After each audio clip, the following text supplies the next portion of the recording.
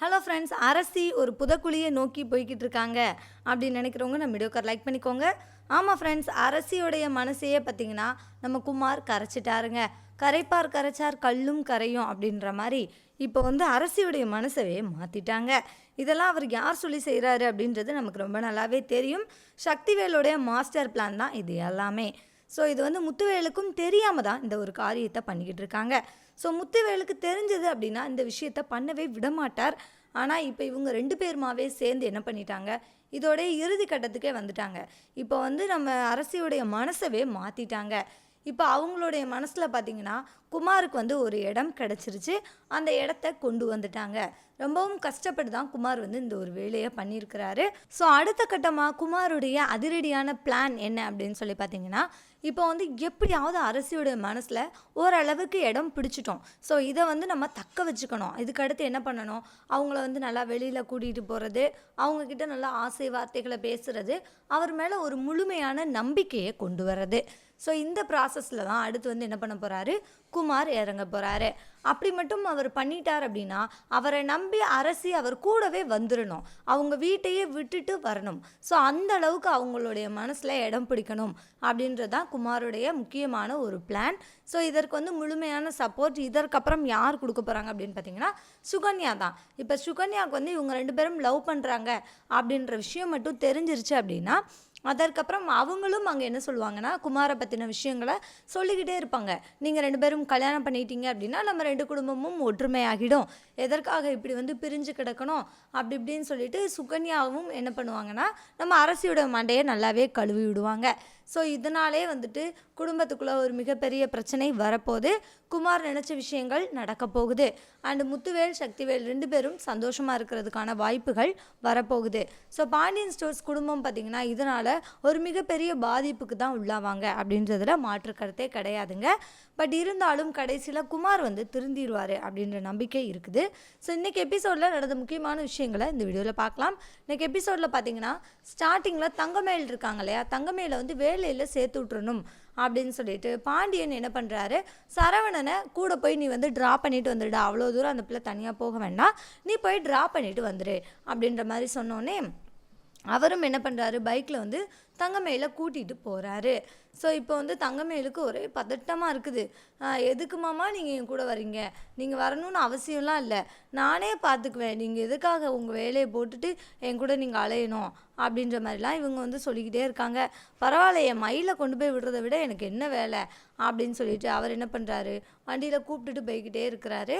அப்போது எந்த ஆஃபீஸ் மயில், நீ வந்து கூகுள் மேப் போடு, கூகுள் மேப்பை எனக்கு அனுப்பு அப்படின்னுலாம் சொல்கிறாரு. ஸோ இப்போ தங்கமேலுக்கு என்ன கூகுள் மேப்பை போய் அவங்க கொடுப்பாங்க, ஏன்னா அவங்க தான் ஆஃபீஸ்னு ஒன்று வந்து பார்க்கவே இல்லை, அவங்களுக்கு வந்து வேலை அப்படின்னு ஒன்று கிடைக்கவும் இல்லை.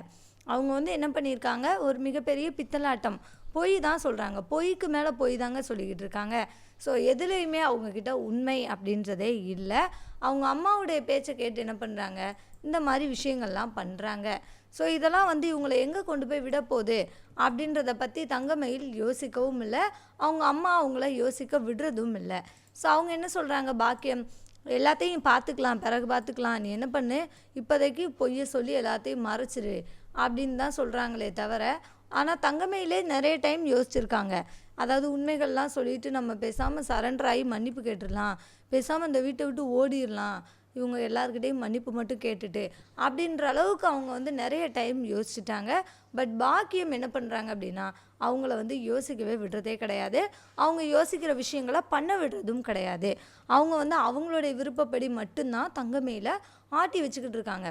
அவங்கள பொறுத்த வரைக்கும் என்னென்னா, நம்மளுடைய குடும்ப சூழ்நிலைக்காக தானே நம்ம அப்படி பண்ணோம், பொய் சொல்லி கல்யாணம் பண்ணுறது தப்பு தான், ஆனால் நம்மளுடைய சூழ்நிலை அப்படி இருக்கும்போது நம்ம என்னடி பண்ண முடியும், அதனால் நீ என்ன பண்ணு, கொஞ்ச நாளைக்கு பொறுத்துக்கோ, அதுக்குன்னு ஒரு சூழ்நிலை வரும், உனக்கும் மாப்பிள்ளைக்கும் ஒரு குழந்தை ஒன்று பிறந்ததுக்கப்புறம் உன்னை அவங்க வந்து வீட்டை விட்டே அனுப்ப முடியாதுன்ற சூழ்நிலை வர்ற வரைக்கும் நீ வந்து அமைதியாக தான் இருக்கணும் அப்படின்னு சொல்லிட்டு தங்கமேல நிறைய அவங்க அம்மாவும் ப்ரெஷர் கொடுத்து தான் வச்சுருக்காங்க.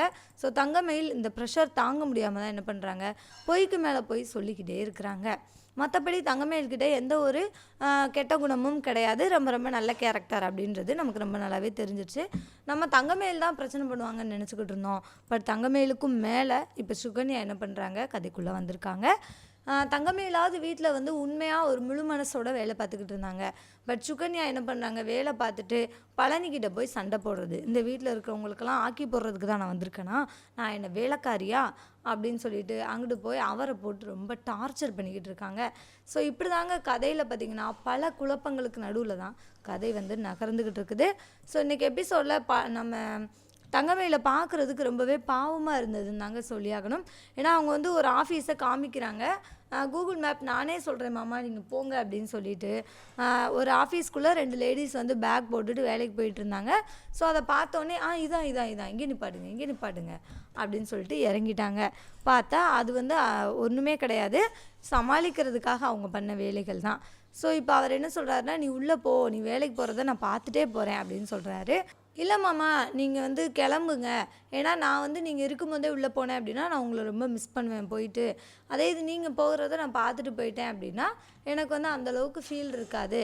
அதனால் ப்ளீஸ் நீங்கள் முதல்ல கிளம்புங்க, நான் அதை பார்த்துட்டு உள்ளக்க போகிறேன் அப்படின்ற மாதிரி சொன்னோன்னே, சரி அப்போ நீ மிஸ் பண்ண ஆரம்பிச்சிருவேன்னு சொல்கிறியா, சரி ஓகே நான் கிளம்புறேன் அப்படின்னு சொல்லிட்டு அவரும் கிளம்பிட்டார். இப்போ தங்கமயில் வந்து அங்கே அந்த வாட்ச்மேன் கிட்ட போய் நிற்கிறாங்க. உடனே அவர் யாருமா அப்படின்ற மாதிரி கேட்டோடனே, இல்லை இந்த ஆஃபீஸ் இது வந்து ஆஃபீஸ் தானே, இங்கே என்னென்ன ஆஃபீஸ்லாம் இருக்குதுன்னு கேட்குறாங்க. இங்கே ஆடிட்டர் ஆஃபீஸ் நிறையா இருக்குதுமா, உனக்கு என்ன, நீ எங்கே போகணும் அப்படின்ற மாதிரி கேட்குறாரு. இல்லை இங்கே எங்கேயாவது வேலை இருக்குதா அப்படின்ற மாதிரி கேட்குறாங்க. நீ என்ன படிச்சிருக்கேன்னு கேட்டோடனே, நான் 12th 12 தான் முடிச்சிருக்கேன் அப்படின்ற மாதிரி சொல்கிறாங்க. இல்லைம்மா 12 படித்தவங்களுக்குலாம் இங்கே வேலை இல்லை, கிளம்புமா அப்படின்ற மாதிரி சொல்லிடுறாங்க. ஸோ இப்போ இவங்களுக்கு என்ன பண்ணுறதுனே தெரியல. என்னடா இது வசமாக வந்து சிக்கிக்கிட்டோம், இங்கே ஏதாவது ஒரு வேலை கிடச்சா கூட அதை வச்சே நம்ம சமாளிச்சிடலாம், இங்கேயும் ஒரு வேலையும் இல்லை, இப்போ நம்ம எப்படி சமாளிக்க போகிறோம், மயிலு நீ வசமாக சிக்கிக்கிட்டடி, கண்டிப்பாக நீ எங்கே போய் மாட்டிக்க போகிற, உனக்கு என்னென்ன பிரச்சனைகள் வரப்போகுதுன்னே தெரியல, இந்த அம்மா பேச்சை கேட்டு நீ நிறைய விஷயங்கள் பண்ணி இப்படி வந்து மாட்டிக்கிட்டியே அப்படின்னு சொல்லிட்டு அவங்களுக்குள்ளேயே அவங்க புலம்பிக்கிறாங்க. ஸோ வெயிலில் நடந்து போகிறாங்க, அவங்களால தாங்கிக்கவே முடியல. என்னடா இது இப்படி வெயிலில் திரியிறோமே, நமக்கு உட்காந்துருக்க ஒரு இடம் கூட இல்லையே அப்படின்னு சொல்லிட்டு ஃபீல் பண்ணுறாங்க. சரி வயிறு ரொம்ப பசிக்குது, பேசாமல் பஸ் ஸ்டாப்பில் உட்காந்து சாப்பிட்றலாமா அப்படின்ற மாதிரி யோசிக்கிறாங்க. ஐயோ மயில், பஸ் ஸ்டாப்பில் உட்காந்து சாப்பிட்ற அளவுக்கு இன்னும் உன் நிலமை மோசமாகலை அப்படின்னு சொல்லிட்டு அவங்களுக்கு அவங்களே சொல்லிக்கிறாங்க. பட் இதுக்கப்புறம் இன்னும் கொஞ்சம் தள்ளி போனால் பஸ் ஸ்டாப் கூட வருதா என்னமோ, அதனால் பயமாக இருக்குது. சரி ஓகே நம்ம சாப்பிட்றலாம் அப்படின்னு சொல்லிட்டு அங்கேயே உட்காந்து சாப்பிட ஆரம்பிக்கிறாங்க. ஒருத்தர் வந்து தங்கமயில் பக்கத்தில் நின்றுட்டு அவங்கள பார்த்துக்கிட்டே இருக்கிறாரு. ஸோ தங்கமயிலுக்கு அவங்கள பார்க்கும்போது கொஞ்சம் பயமாகவும் இருக்குது. என்னடா இது யார், நம்மக்கிட்டே எதுக்கு நிற்கிறாங்க அப்படின்னு சொல்லிட்டு கொஞ்சம் பயப்படவும் செய்கிறாங்க. ஸோ இப்படியே இன்றைக்கி தங்கமயிலுடைய நாள் வந்து நகருது. ஸோ இதனாலே அவங்கள கொஞ்சம் பார்க்குறதுக்கு பாவமாக தாங்க இருந்தது. இப்போ வந்து சரவணன் கால் பண்ணுறாரு. உடனே காலை வேகமாக எடுக்கிறாங்க. ஐயோ மாமா கால் பண்ணுறாரு அப்படின்னு சொல்லிட்டு, சொல்லுங்கள் மாமா அப்படின்னு சொல்லி கேட்குறாங்க. எங்கே மயில் இருக்க அப்படின்ற மாதிரி அவர் கேட்குறாரு. நான் வந்து ஆஃபீஸில் தான் இருக்கேன் அப்படின்னு சொல்லிட்டு தடுமாறி பொய்யே சொல்கிறாங்க. சரி மயில், இப்போ உனக்கு வேலை எப்போ முடியும் அப்படின்ற மாதிரி கேட்குறாங்க. இந்த 10 நிமிஷத்தில் முடிஞ்சிருமாமா அப்படின்னு சொன்ன உடனே, சரி நீ அங்கேயே இரு, நான் வந்துடுறேன் அப்படின்ற மாதிரி சொல்கிறாரு. அதோடு தான் இன்றைக்கி எபிசோட் முடிச்சிருந்தாங்க. ஸோ தங்கமயிலோடைய கதை இன்றைக்கி எபிசோடில் நடந்த முக்கியமான விஷயம் இவ்வளோ தான். பட் இதற்கப்புறம் யாரை காமிச்சிருந்தாங்க அப்படின்னு சொல்லி பார்த்திங்கன்னா, நம்ம அரசியையும் குமாரையும் தான். அரசியை வந்து என்ன பண்ணியிருக்காரு அப்படின்னா, குமார் வந்து நம்பரை வந்து வாங்கிட்டார். யார் மூலமாக வாங்கியிருப்பாருன்னு நமக்கு ரொம்ப நல்லாவே தெரியுது. அந்த எபிசோடு காமிக்கலை அப்படின்னாலும் அவர் வந்து சுகன்யா மூலமாக தான் வாங்கியிருப்பார் அப்படின்றது நமக்கு ரொம்ப நல்லாவே புரிய வருது. இப்போ சுகன்யா கிட்ட நம்பரை வாங்கி அரசிக்கு வந்து மெசேஜ் பண்ணியிருக்காரு குமார். என்னென்ன அப்படின்னா, நான் வந்து உன்னை மீட் பண்ணணும் நேரில், இந்த இடத்த சொல்லி அங்கே வந்துரு அப்படின்ற மாதிரி சொல்லியிருக்காரு. ஸோ இப்போ குமார் வந்து வெயிட் பண்ணிக்கிட்டு இருக்காரு. அவள் வருவாளா வரமாட்டாளா அப்படின்னு சொல்லிட்டு இவர் ரொம்பவே குழம்பி போய் என்ன பண்ணுறாரு, வெயிட் பண்ணிக்கிட்டு இருக்காரு. கரெக்டாக என்ன பண்ணிடுறாங்க, அவங்க வந்துடுறாங்க. வந்த உடனே குமாருக்கு பயங்கரமான சந்தோஷம். பரவாயில்லையே வந்துட்டாளே அப்படின்னு சொல்லிட்டு மனசுக்குள்ளே சொல்லிவிட்டு, என்ன சொல்லுங்கள், என்ன என் நம்பரை யார்கிட்ட இருந்தோ வாங்கி இப்படி உங்களை பார்க்குறதுக்கெல்லாம் வர சொல்கிறீங்க, யாராவது பார்த்தா பிரச்சனை ஆகிடும், டக்குன்னு சொல்ல வந்தது சொல்லுங்கள் அப்படின்ற மாதிரி கேட்டோடனே, இல்லை அரசி நான் உங்ககிட்ட கொஞ்சம் பேசணும், நீ வந்து என்னை பற்றி என்ன நினைக்கிற, அன்றைக்கி நான் சொன்ன விஷயங்களை பற்றி நீ என்ன நினைக்கிற, நான் வந்து நம்ம 2 குடும்பமும் ஒன்றா சேரணும் அப்படின்னா நம்ம 2 பேரும் கல்யாணம் பண்ணிக்கலாம் அப்படின்னு சொல்லியிருந்தேன் இல்லையா, அதை பற்றி நீ என்ன நினைக்கிற, நம்ம 2 குடும்பமும் ஒன்று சேரணும்னு நினைக்கிறியா அப்படின்ற மாதிரி அவர் கேட்குறாரு. இங்கே பாருங்கள், நீங்கள் ரொம்ப முரட்ட ஆளாக தான் இருக்கீங்க, ஆனால் எனக்கு வந்து நீங்கள் இப்போ ஒரு சில விஷயங்கள் நல்லது பண்ணீங்க அப்படின்றதுனால மட்டும்தான் நான் வந்து உங்ககிட்ட பேசுகிறேன். அன்றைக்கி கல்யாணத்தில் என்ன பண்ணீங்க, எங்கள் அப்பாவை உங்கள் குடும்பத்தில் இருக்க அத்தனை பேரும் சேர்ந்து அப்படியே அசிங்கப்படுத்துறீங்க அப்படின்ற மாதிரி கேட்குறாங்க. இங்கே பாரு அரசி, அது எதுவுமே நான் பண்ணது கிடையாது, எங்கள் அப்பாவும் பெரியப்பாவும் பண்ண சொன்னது தான் அப்படின்ற மாதிரி சொன்னோன்னே, நீங்கள் மட்டும் என்ன பண்ணலாம், நீங்கள் வந்து தாலி அச்சதை கொடுக்கறதுக்காக எல்லாருக்கும் வந்தீங்கல்ல, அப்போ நீங்கள் எங்கள் குடும்பத்தில் எல்லாருக்கும் கொடுத்தீங்க, ஆனால் எங்கள் அப்பாவுக்கு மட்டும் நீங்கள் கொடுக்கலல்ல, கொடுக்காம தானே அசிங்கப்படுத்துனீங்க அப்படின்ற மாதிரி கேட்குறாங்க. அதற்கு அவர் என்ன சொல்லி சமாளிக்கிறார் அப்படின்னா, இங்கே பாருமா, உங்கள் அப்பா வந்து என்னை பார்த்து முறைச்சிக்கிட்டே நின்றுட்டு இருந்தார், அவர் வந்து எங்கே அடிச்சிருவாரோன்ற பயத்தில் தான் நான் வந்து கொடுக்கல அப்படின்னு சொன்னோன்னே, நீங்கள் பயப்படுற ஆள் தான், எனக்கு ரொம்ப நல்லா தெரியும் பாருங்கள், நீங்கள் இதுக்கு முன்னாடி எங்கள் அப்பா கிட்ட சண்டையே போட்டது இல்லைல்ல, அதனால தான் எங்கள் அப்பாவை பார்த்து நீங்கள் பயந்தீங்களாங்க, இதை நான் நம்பணுமாங்க அப்படின்ற மாதிரி அவங்க சொல்கிறாங்க. ஸோ இதையும் வந்துட்டு சமாளிக்கிறாரு. இங்கே பாரு அரசி, எங்கள் அப்பா என்ன சொன்னாரோ அதை தான் நான் பண்ணேன், ஸோ இதெல்லாம் இப்போ மாறணும் அப்படின்னா அதுக்கு தான் நான் சொல்கிறேன், நம்ம 2 பேரும் கல்யாணம் பண்ணிக்கிட்டோம் அப்படின்னா எல்லாமே மாறிடும், அதுக்காக தான் நான் வந்து ஒரு வழியை கண்டுபிடிச்சி உங்ககிட்ட சொன்னேன், பட் நீ தான் அதற்கான பதிலை இன்னும் சொல்லவே இல்லை அப்படின்ற மாதிரி கேட்குறாரு. இப்போ வந்து இவங்க அமைதியாகிறாங்க. நீங்கள் இப்போ பேசுகிறதெல்லாம் பேச்செல்லாம் நல்லா தான் பேசுகிறீங்க, ஆனால் சண்டை போடும்போது மட்டும் வேற ஆளாக மாறிடுறீங்கல்ல, எனக்கு அதனால தான் இன்னும் உங்கள் மேலே நம்பிக்கையே வரமாட்டேங்குது அப்படின்ற மாதிரி சொல்கிறாங்க. இங்கே பாரு அரசி, நான் உண்மையிலே நீ சொன்ன மாதிரி தான் முன்னாடி இருந்தேன், நான் இல்லைன்னெல்லாம் சொல்லலை, நான் ஒத்துக்கிறேன், ஆனால் இப்போ நான் அப்படி இல்லை, நான் உண்மையிலே திருந்திட்டேன், நான் ரொம்ப நல்லவனாக மாறிட்டேன், என்னை நீ நம்பு அப்படின்னெல்லாம் அவர் வந்து ஆசை வார்த்தைகள், ரொம்ப அன்பான வார்த்தைகள்லாம் பேசுகிறாரு. ஸோ இதெல்லாம் கேட்டுட்டு அரசியோடைய மனசு கொஞ்சம் கொஞ்சமாக மாற ஆரம்பிக்குது. இங்கே பாரு, என் மனசு முழுக்க நீ தான் இருக்க, நீ இல்லைன்னா நான் அவ்வளோதான், நான் என்னாவேனே தெரியல, நீ இல்லைன்னா என்னால் கண்டிப்பாக வாழவே முடியாது அப்படியா இப்படியான்னு சொல்லிட்டு அவங்கள வந்து ரொம்ப இம்ப்ரெஸ் பண்ணுற மாதிரி பேசுகிறாரு. ஸோ அப்படியே ஸ்டன் ஆகி நிற்கிறாங்க அரசி. அவங்களால அதுக்கப்புறம் பேசவே முடியல, அந்த அளவுக்கு வந்து ஒரு தத்ரூபமாக உண்மையாக இருந்தது குமாரோடைய பேச்சு. ஸோ அரசியும் நம்பிட்டாங்க. ஸோ ஃபைனலாக அவர் வந்து என்ன கேட்குறாரு அப்படின்னா, இங்கே பாரு, நான் சொன்னதை பற்றி நீ என்ன நினைக்கிற, உனக்கு என்ன பிடிச்சிருக்குதா இல்லையா, உண்மையை சொல்லு, நீ வந்து எது சொன்னாலும் நான் அக்செப்ட் பண்ணிக்கிடுவேன், உனக்கு என்ன பிடிச்சிருக்கா இல்லையா அப்படின்ற மாதிரி திரும்ப திரும்ப கேட்குறாரு. அதற்கு அரசி ஒன்றுமே பதில் சொல்லாமல் சிரிச்சுக்கிட்டே இருக்காங்க. அப்போ குமார் வந்து திரும்ப திரும்ப கேட்காரு, நீ சொல்லிட்டு போ, பதில் மட்டும் சொல்லிட்டு போன்னு சொல்லிட்டு கேட்டுக்கிட்டே இருக்காரு. அவங்க சிரிச்சுக்கிட்டே இருக்காங்க. அப்போ நீ சிரிக்கிறத நான் சமாதானம் எடுத்துக்கலாமா, பிடிச்சிருக்குன்னு எடுத்துக்கலாமா அப்படின்ற மாதிரி கேட்குறாரு. அதற்கும் சிரிக்க தான் செய்கிறாங்க. ஸோ இப்போ குமாருக்கு வந்து மனசில் வந்து சந்தோஷம் அதிகமாகிடுச்சு. என்னென்னா, எப்படியோ நம்ம வந்து அரசி என்ன பண்ணிட்டோம், கரெக்ட் பண்ணிட்டோம், இப்போ இதுக்கப்புறம் வந்துட்டு அவள் நம்மளுடைய கஸ்டடி தான், நம்ம சொல்கிறத கண்டிப்பாக அவள் என்ன பண்ணுவாள், கேட்பா, இல்லைன்னா கேட்க வைக்கணும், அதுக்கெல்லாம் என்ன எட்ஜுக்கு வேணாலும் போகலாம், கல்யாணன்ற ஒன்று அவள் கழுத்தில் நம்ம தாலின்னு ஒன்று கட்டுற வரைக்கும் என்ன வேணாலும் பண்ணலாம் அவளுக்காக அப்படின்னு சொல்லிட்டு குமார் என்ன பண்ணுறாரு, சந்தோஷப்படுறாரு, ரொம்பவும் ஹாப்பியாக இருக்கார். ஸோ இதெல்லாம் தாண்டி அவர் வந்து உண்மையிலே வந்து அரசியை வந்து லவ் பண்ண ஆரம்பிச்சிட்டார் அப்படின்னா தான் கதை வந்து நல்லாயிருக்கும் அப்படின்றதுல மாற்று கருத்தில். பட் எப்படி என்ன நடக்க போகுது அப்படின்றது ஒன்றும் புரியலை. அது வந்து நமக்கு வரப்போகிற எபிசோடில் தாங்க தெரியும், என்ன பண்ண போகிறாங்க, எப்படி வந்து கதை நகரப்போகுது அப்படின்றது நமக்கு அடுத்தடுத்து வர எபிசோடில் தான் தெரியும்.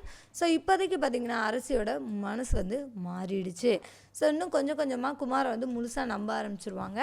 அதற்கப்புறம் வந்து அவங்க எடுக்கிற முடிவுகள் தான் அவங்களுடைய வாழ்க்கையவே என்ன பண்ண போகுது, மாற்ற போகுது, ஒரு மிகப்பெரிய பிரச்சனைக்குள்ளே போக போகிறாங்க அப்படின்றதுல மாற்று கருத்து இல்லை.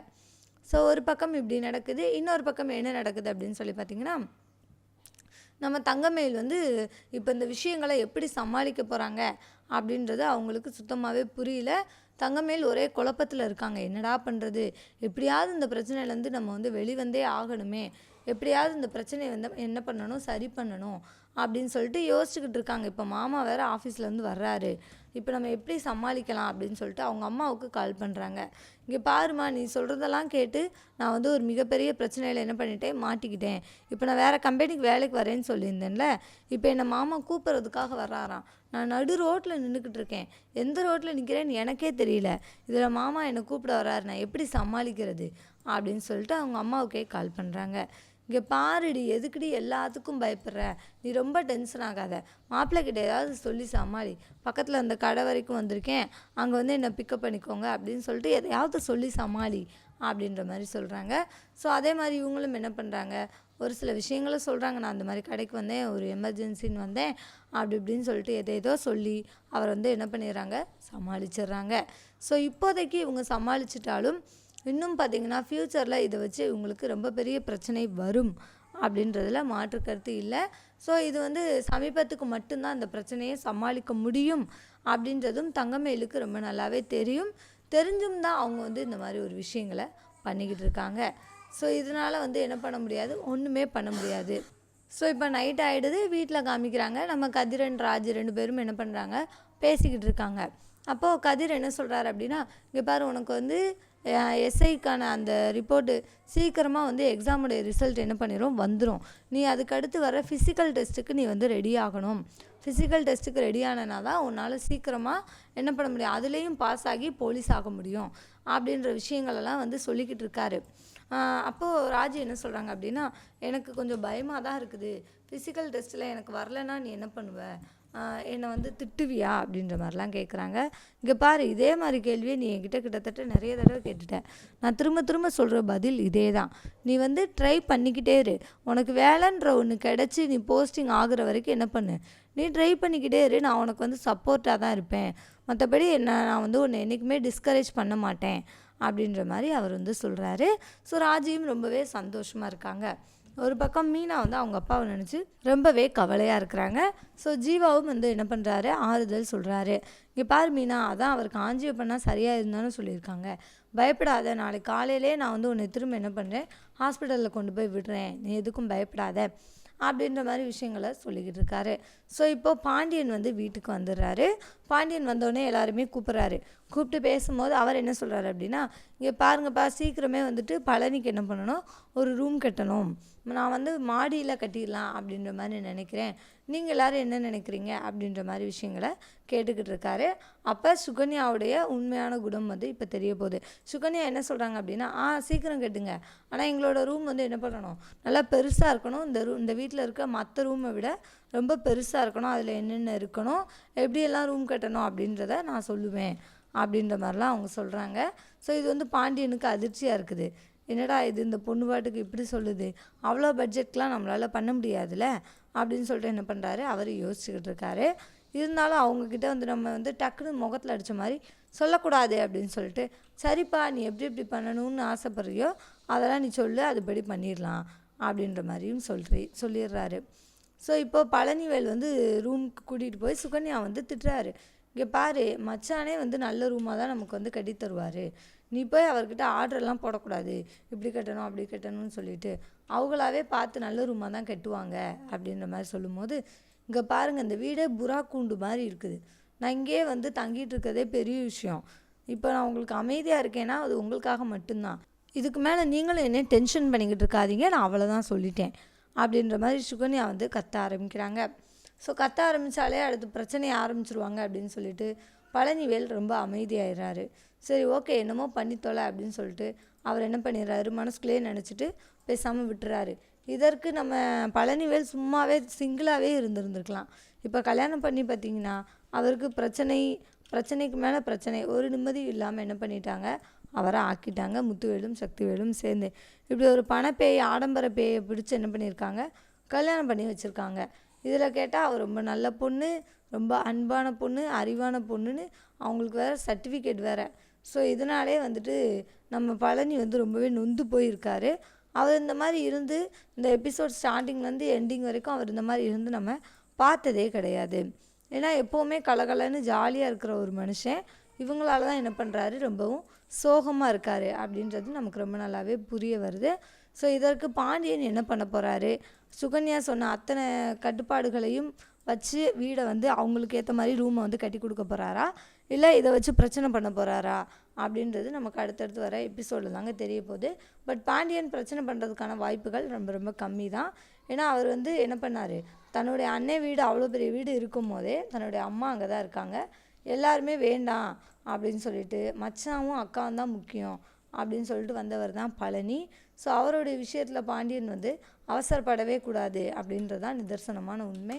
ஸோ பாண்டியன் என்ன பண்ண போகிறாரு, அவருடைய அடுத்த கட்ட பிளான் என்ன அப்படின்றத பற்றி நம்ம அடுத்தடுத்து வர வீடியோஸில் பார்க்கலாங்க. ஸோ தேங்க்யூ ஃபார் வாட்சிங். இந்த வீடியோ உங்களுக்கு பிடிச்சிருந்துச்சுன்னா மறக்காமல் லைக் பண்ணிக்கோங்க. நம்ம சேனலை நீங்கள் இன்னும் சப்ஸ்கிரைப் பண்ணலையா, மறக்காமல் சப்ஸ்கிரைப் பண்ணிக்கோங்க. கூடவே பக்கத்தில் இருக்க பெல் ஐக்கானையும் கிளிக் பண்ணிக்கோங்க. மொத்தம் பார்த்திங்கன்னா இப்போ இந்த சீரியலில் 5 பேர் இருக்கிறாங்க. அதில் உங்களுக்கு யாரை ரொம்ப பிடிக்கும் அப்படின்றத மறக்காமல் கமெண்ட்டில் சொல்லுங்கள். யார் யார் அப்படின்னு பார்த்தீங்கன்னா நம்ம சரவணன், அப்புறம் தங்கமயில், இன்னொரு பக்கம் பார்த்திங்கன்னா செந்திலன் மீனா, இன்னொரு பக்கம் பார்த்திங்கன்னா கதிரன் ராஜி. இப்போ அடுத்து இணைஞ்சிருக்கிற பேர் வந்து நம்ம பழனி அண்ட் சுகன்யா. ஸோ இவங்க 2 பேரும் இப்போ 5ஆவதாக இப்போ வந்து ஒரு ப்ராசஸிங்கில் இருக்காங்கன்னு சொல்லலாம். அவங்க யார் அப்படின்னு பார்த்தீங்கன்னா குமார் அண்டு அரசி. ஸோ 5 பேர் இருக்கிறாங்க. இதில் உங்களுக்கு யாரை ரொம்ப பிடிக்கும் அப்படின்றத மறக்காமல் கமெண்ட்டில் சொல்லுங்கள். தேங்க்யூ ஃபார் வாட்சிங்.